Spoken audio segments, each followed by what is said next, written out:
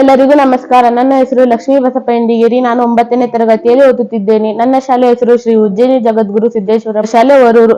ಈ ಚಟುವಟಿಕೆಯಲ್ಲಿ ನಾನು ನಿಮಗೆ ರಚನೆ ಶಕ್ತಿಯು ಚಲನೆ ಶಕ್ತಿಯಾಗಿ ಪರಿವರ್ತನೆಯಾಗುವಿಕೆಯ ಬಗ್ಗೆ ತಿಳಿಸಿಕೊಡುತ್ತೇನೆ.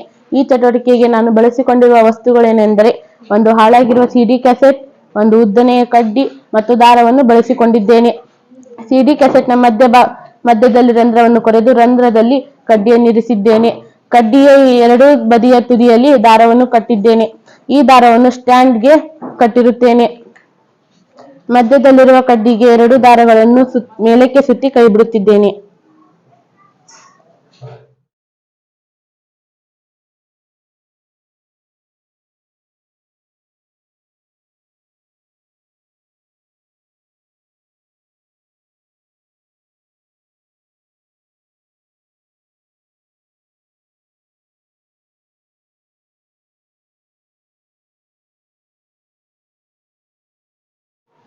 ಅಂದರೆ ಕಡ್ಡಿಗೆ ದಾರವನ್ನು ಮೇಲಕ್ಕೆ ಸುತ್ತಿದಾಗ ಅದು ಪ್ರಚನ ಶಕ್ತಿಯಾಗಿ ಪರಿವರ್ತನೆಯಾಗುತ್ತದೆ.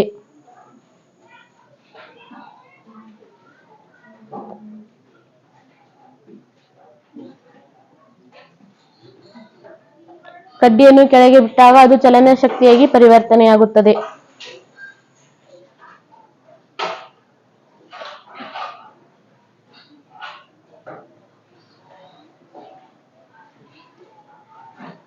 ಧನ್ಯವಾದಗಳು.